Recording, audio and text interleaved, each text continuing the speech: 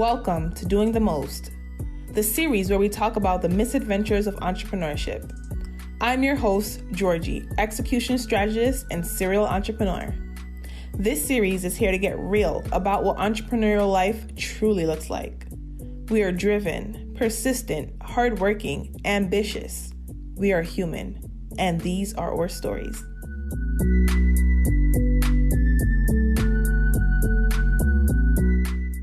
Welcome back to another episode of Doing the Most, the Misadventures of Entrepreneurship.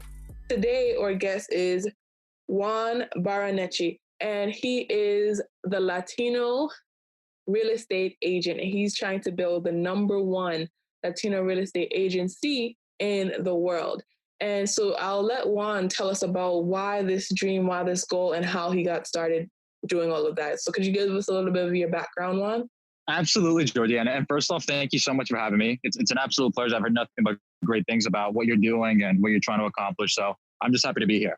So to the audience, in regards to who I am, I actually like to start off with why I'm doing what I'm doing. And it has a lot to do with my bringing up. Around the time that I was about 5 years old, I was really exposed to the first sign of entrepreneurship through my mother. And she wanted to come over here to this country and build her own dental practice. And I saw all the trials and stipulations that come with starting your own business from a very young age. And it kind of inspired me to kind of do something of similar to my own. It was right around the time of college that I came across a book called Rich Dad, Poor Dad. And after going from the start to the finish, it really just changed my view on how to build a business, how to create assets, how to build wealth for me, my family, and my future generations to come. So I got into real estate 3 years ago. It was all with the sense of how do I build this empire? How do I create this wealth that I could pass on to my kids and their generation moving forward? And I decided to become a real estate agent to get the knowledge. But when I broke into the industry, I realized there's a lot of people in this that aren't really doing the most of their potential. And I felt that I could do it at a much higher standard. So where I'm at right now is I've been in business 3 years. I'm in the process of building a big agency. I have about 40 agents under me right now. And the goal is to get to 1,000 in the next 2 years. And I want to do that by inspiring others. I want to help others. And I definitely want to lead the way. And how has real estate been for you? Because we know, from the outside, folks that are not in the real estate industry, that there's been news that it's been up and down, especially since the recession a couple of years ago. So is this like a valid industry to be having a full-time job? Because I know a decent amount of real estate agents that do have supplemental income in other fields, but how has your journey of doing full-time real estate been? Well, that's an excellent question. Why don't I just hit you with a quick number? There's actually a statistic out there that 87% of all people that get started in real estate fail within the first 5 years. Wow. And of the ones that actually survive those 5 years, actually, I think 90% of those end up dropping out a couple of years afterwards. So it's a very, very cutthroat industry. And the reason is it's not because it's complicated or it's not because it's rocket science figuring out the formula to build a real estate agency. It's more so have to do with, I guess, the difficulty of understanding that there's a lot of work that goes behind it. Mm-hmm. So my first year in the business, I came into this very energetic. I was very excited. I was extremely motivated. And I actually made only $8,000 my first year. And as you may know, you can't really live off $8,000. And it was kind of like a wake-up call for me. I fell flat on my face. I realized, wow, this is actually much harder than I thought it would be. And it wasn't until I got an actual mentoring coach that they taught me exactly what I had to be doing every single day for me to become successful. And then my second year in the business, I hit 6 figures. And now my third and fourth year ongoing in the business, I'm en route to do, we hope, almost $1 million in revenue a year. So where we're at right now is we're understanding that this is a very simple industry. You have to be doing 3 things every single day. And I'll kind of go into that a little bit later. But it's also making me understand that when it comes to being an entrepreneur, you have to be patient. It's not going to happen right from the beginning. A lot of people think you're going to come into this and sell $1 million house and you're going to make $60K overnight. There's so much that has to go behind it for you to get to a client and for you to actually start making the whole entire sales process start. And then you have to be patient in terms of getting paid. The average sales takes at least 3 to 4 months if you factor in closings and appraisals and all of that stuff. So all in all, I think it's an excellent industry if you have a passion for working hard and you have a passion for selling real estate, but you have to go into it with the mindset, you may not make money the first 12 months. And if you could kind of hold on for that and really understand the process, then it's a great career for anyone. That sounds like very similar to most of the entrepreneurial ventures out there.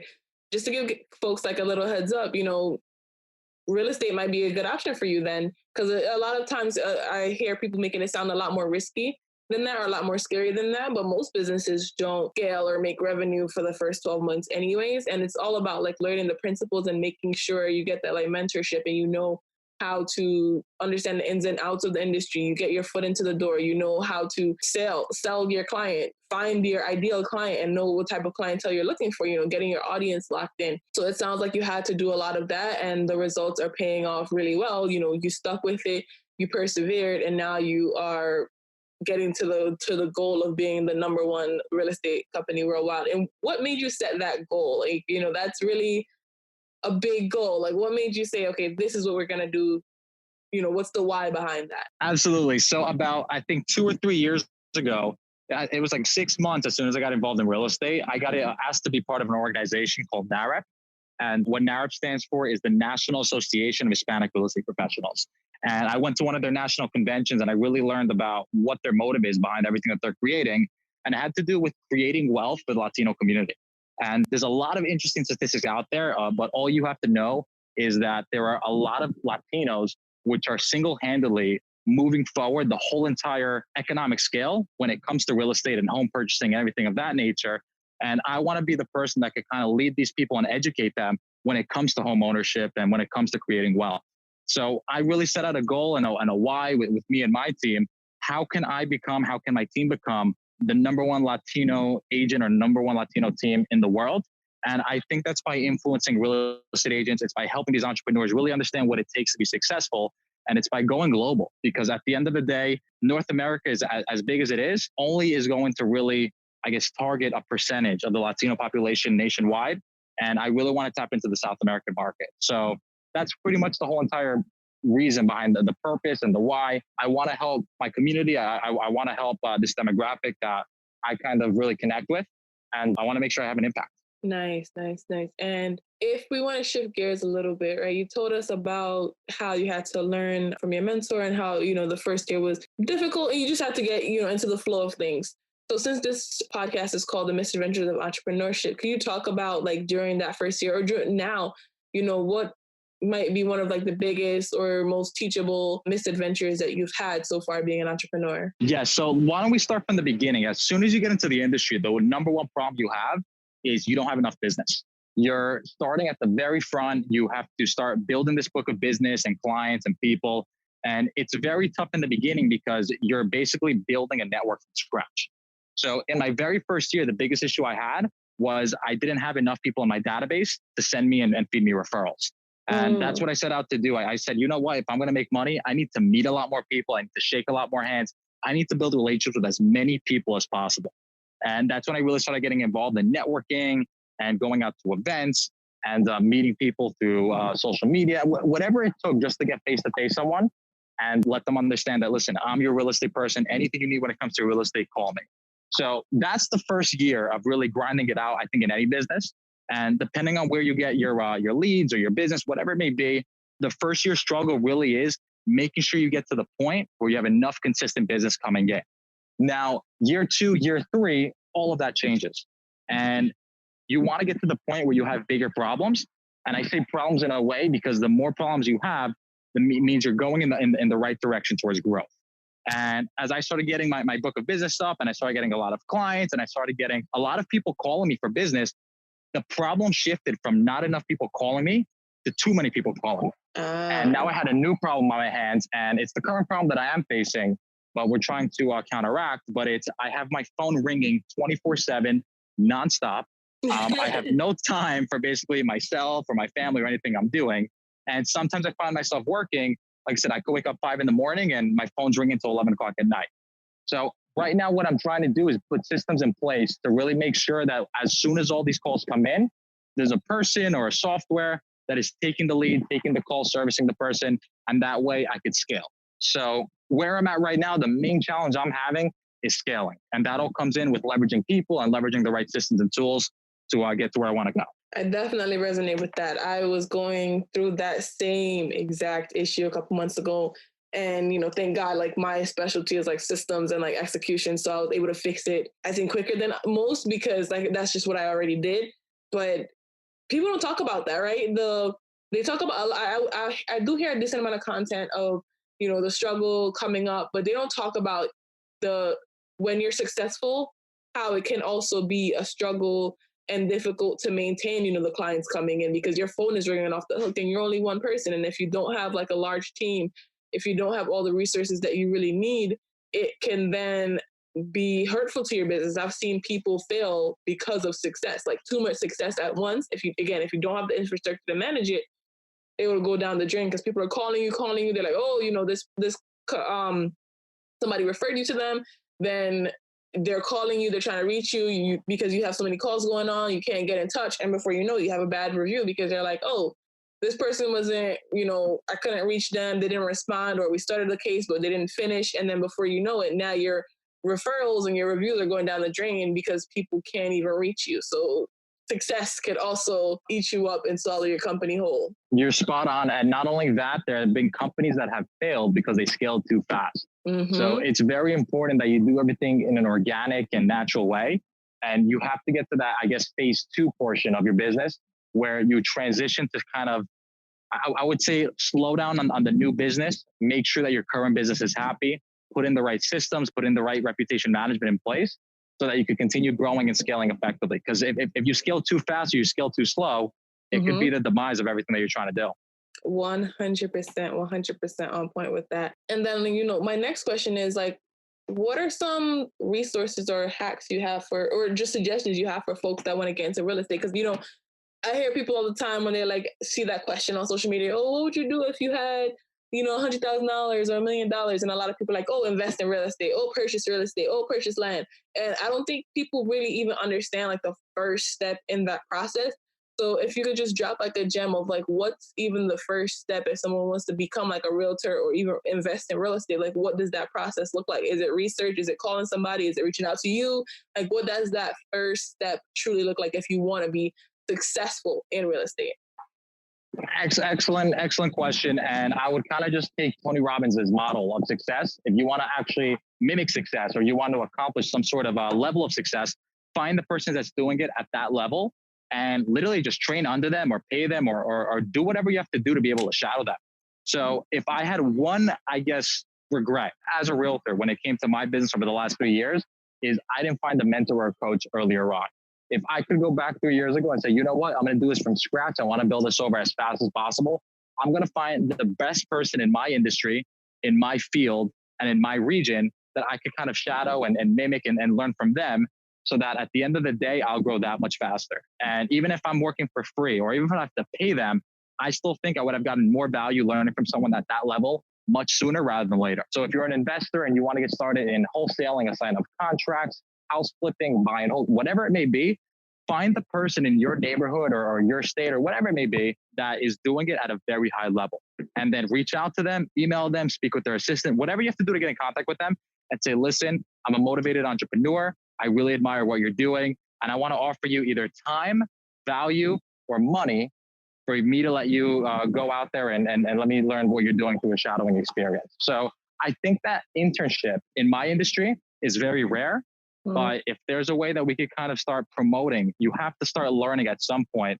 And it's better to learn from the very best from the very beginning, as opposed to you figuring it out on your own. The rate of failure in this industry would be way much lower. Nice. Like, that's really good to know. Cause like, I've never even heard people say that. Like people just, oh, I'm going to just try, or I'm going to take this course. I'm going to learn, I'm going to buy this ebook, blah, blah, blah. Like I hear things like that. But I think, being in like a real estate office or like training under someone, and I want to point out to what you just said to everyone, because people might have heard just, oh, pay for someone to be your mentor or like be your teacher or whatever. Work for them for free. That's another form of payment, because at the end of the day, when you're paying them for their services, they're just going to pay that money to whatever other products or services that they need. So if it's, an office assistant that they need, use the barter. And then get the knowledge that you need to then scale your business. Because a lot of times people, I don't have enough money. Oh, I don't have this. I don't have that. But, your time can be invested. Your energy can be a form of investment and to get you to the goal. And I use that a lot of times when I was first starting out. If I didn't have the money to pay somebody, I'm like, hey, I have this skill. You need this skill. let's make something happen. And that's how I got into a lot of doors and a lot of opportunities. So don't forget about that as an option to get it done. But mentorship is definitely key. As we're coming to the end of our interview here, I want to ask one final question, and that would be what type of message or information you would like to leave with the audience. You know, it could be some homework that they should go research, something that they should look up, something that they should never forget while being on the entrepreneurial journey. But what kind of information would you like to leave the audience with if they had one thing to take away from this episode? Yes. And honestly, as far as this interview goes, I think we put a lot of value together, and the message that we're promoting, which is really go out and educate yourself and understand what needs to be done before you step into an industry. I think that's huge, because at the end of the day, everyone associates coming up short or failure like you're doing something wrong. But if you look at it from a different perspective, failure is actually you going in the right direction, because it teaches you what not to do. Mm-hmm. And if you start learning that through knowledge and through opportunities, it's just going to make you that much better of an entrepreneur. So I guess I would say, in terms of my message for the audience and everyone listening, not everyone who wants to get into a real estate business needs to get their license. Everyone always associates that whoever wants to get into the real estate business needs to get their sales license. But it's called a sales license for a reason. And it's because at the end of the day, if you're a real estate agent, your main job, your main business has to do with buying, selling, or helping others rent. And at the end of the day, a lot of people get into this business not for that one reason. Rather, they actually get into the business to invest. And if you want to become an agent because you enjoy the selling aspect of it, and you actually want to help people with buying their first house and selling their homes and stuff like that, awesome.